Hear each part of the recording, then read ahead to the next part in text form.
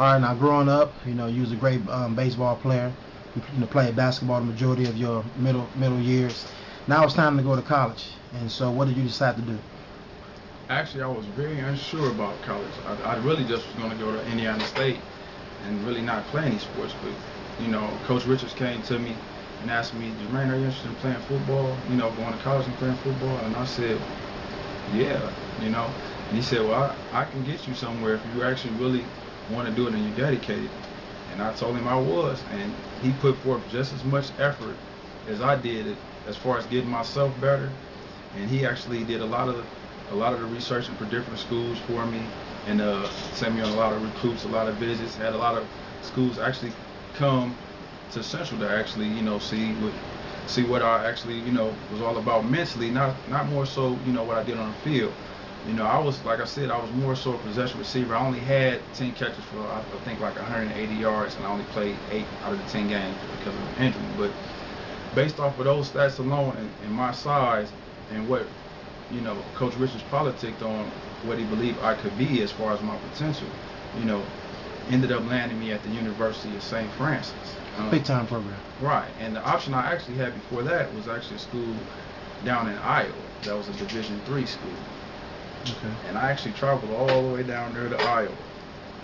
Yeah, it was an experience, but I just didn't think it was. And what school was that? I think that school was named Aurora. Aurora, okay, yeah. Yeah, it wasn't too far from Carl Biddings and Marcus Reeves down there to northern Iowa. I came down there. I used to have a big afro back then. So, yeah. And I wore my EC Central Letterman's jacket. So word got out that some guy from EC Central was down there with a big afro. Yeah, and everybody heard about that. But yeah, that's where my decision for college landed. And I really got to thank Coach Richards for that, man, because honestly, I wouldn't have never thought about going to college to play football, let alone be successful. Okay. So now you arrived at the University of St. Francis as a freshman. Give us your mind state on what your goals was as an early athlete at the university. Well, when you come in as a freshman, it's just like almost like high school all over again. You really got to make a name for yourself. And by me being a freshman at the University of St. Francis, the one up I had on pretty much everybody else was that we all pretty much, even though some weren't freshmen, we're all starting out as first year because the program was a first year program.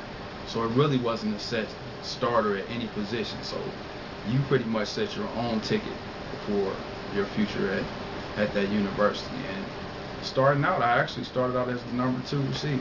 Okay. And that right there for me was a big accomplishment because I really just wanted to show that I deserved to be here. I deserved to get this scholarship. That was my whole goal starting out as a freshman. Gotcha.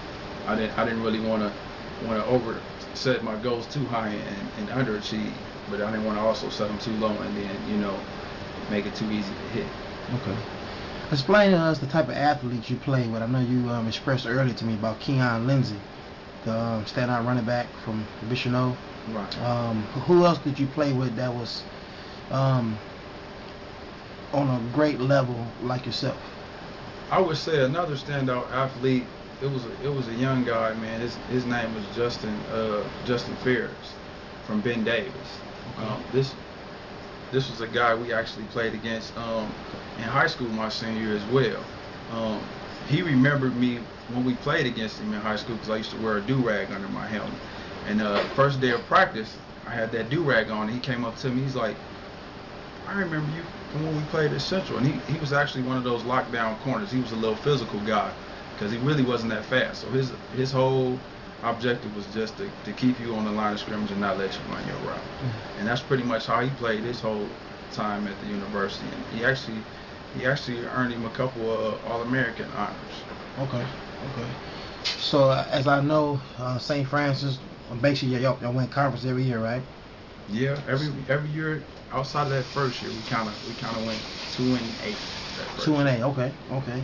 So your next 3 years, you guys win conference. Explain to us how it feels to be a dominant program. Because coming from Chicago, we don't really, football-wise, we didn't win too much, but I would say a lot of it, man, is really is really based off of the coaching staff there at the University of St. Francis. They pride themselves in the, making their players the best players they can be. Our coach, Coach Donnelly, he used the philosophy of, always talked about potential. And you might have what we call a normal sized glass of potential, but if your glass is halfway full, your goal should be to overflow that glass, because you might be the most talented, but if you're always playing with the half glass, you're never reaching that full potential. So he always took us that extra step, that extra mile to get your cup to overflow. Gotcha. And that's something that I still use today. It really doesn't matter the size of the cup, if you got a little cup, medium cup, large cup, but the whole goal is to overflow that cup with as much of your potential that you can possibly, let out. Okay. So your last 2 years of college, you had some good seasons, right? Yeah, it was actually a rocky season for me. This is what earned me the nickname Randy Moss in college. My coaches started calling me kind of like a head case, because he said one day you might show up, and then the next day you're in your Randy Moss mode. Okay. A lot of that was just mentally not being fully focused. A lot of my years at St. Francis, I was behind an All-American up until my senior season. So that was kind of difficult, because when you're behind an All-American, you're really not going to get as much time as you wanted to. And I actually just wanted to get moved to the other side, and I never ever got moved to the other side. So that's something I had to deal with. But once my opportunity came, I shined. But my attitude that I was expressing, kind of set me back a little bit. So I was kind of a up and down player that last year. But coach stuck with me, and he gave me my chances, and I prevailed with those opportunities that he gave me. You finished your senior season off, with a good season, winning conference, and you also finished school, right? Actually, I did. That was a huge accomplishment. Through it all, I learned a lot of maturity, even though I acted kind of wild and untamed a little bit on the football field. But I learned a lot of maturity, and I actually did earn a bachelor's degree in business management. Yeah. Okay. Now, you got a degree in business management. You still want to play football. Did you do any pro tryouts, or was you searching? Actually, at first I kind of left everything alone, and I just kind of focused on getting my foot in the door as far as a career goes. We actually had a couple different semi-pro arena teams in the Fort Wayne area. I did actually go to one tryout. I did fairly decent. I can't remember the actual name of the team then. I think they were the Freedom. Actually, they were the Freedom. It was an arena team. I actually had a pretty good tryout. It was actually a paid tryout. We had a whole lot of guys from St. Francis that actually attended. One of our quarterbacks my senior year ended up being the starting quarterback there. I didn't actually really pursue it any further, just because I actually landed a good job. Okay. Actually at Best Buy. I was a manager at Best Buy, and I actually decided to go ahead with that because that was something more long term. Gotcha. At that particular time. Okay, so some years went by? Yeah, actually 3 years went by. And in 2006, I was approached by one of my fraternity brothers, and he told me about the semi-pro league that's in the Midwest. It's called the IFL, the Interstate Football League. And he said that a couple guys that he knew, heard about me and how I played at St. Francis as a wide receiver, and thought I should come out and try out for him. And I did. At that time, that team was called the Longhorns in LaGrange County, a little ways outside of Fort Wayne. And that was my first year of actual semi-pro experience. And it actually was really, really, really fun. I was surprised at the talent level that was displayed. At first, I didn't really know what to expect by being semi-pro. It is actually a step up from college and about a step below from the NFL. You have some guys that are actually, I would say, capable of playing in the NFL, and you have some guys, age-wise, that wouldn't allow them to actually go to that next level. But talent-wise, I would say they're right at the level they need to be. Gotcha. Okay. So recently, Facebook, I saw you play for. You're playing for a team, Noble County Wolfpacks. Right, Nobles County Wolfpack. This was my second season with them. I actually played last season and this season. Last season was actually our first year as a team. This was actually a team that they started out new from the old team that we had with the Longhorns. That team ended up folding, and some of the guys from that time decided, that they wanted to start a team up closer so that they didn't have to travel as far. So I decided, to go back again and, see if I still had it, so to speak. I was getting up there in age, but when you have that urge to still play, you really got to see if you still can play or not. And I went out there and I had a real good season, even though we passed probably about 30% of the time. We're more so a run-oriented team. We did really good as a first-year team last year, making it to the playoffs and actually winning our first playoff game. We overexcelled what most people thought we would do. The same thing this year. We were ranked really high in the nation's poll. I think we were in the top 5 in the nation in all the semi-pro. We actually passed a lot more this year, and I think that's mainly because I was kind of like the big bad wolf in my coach's year. That's what he calls me, because I always say, Coach, you got to give me the ball. You got to give me the ball. But it wasn't more so just me calling for the ball. A lot of times it was just mainly our run game was so good that teams would key on our run and put 8 people in the box, and that leaves me and the other receivers pretty much just one-on-one coverage. So I mean, you really have to have faith that your receiver is going to be the corner one-on-one.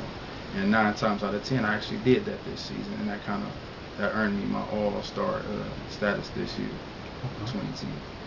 Now you expressed some anger. I'm going to kind of throw it out there. In your playoff game, you said you've never felt so disrespected in your life. What happened? And this past playoff game, it's kind of like what I just mentioned. Our run game was so keyed in by all teams we played. This second round playoff game, we actually had a team that was pretty much lining 8, 9 people in the box, and nobody was covering. The corner would actually play about 10 yards off and all the way to the inside. And I hadn't seen that all year. Most of the time it was a corner at least 5 yards in my face, and the safety's over the top, so I normally had 2 people to my side. The fact that he was playing that far off was just disrespectful. And we capitalized a couple times on it by throwing just some quick screens to me or the other receivers, but a lot of times we were still trying to run.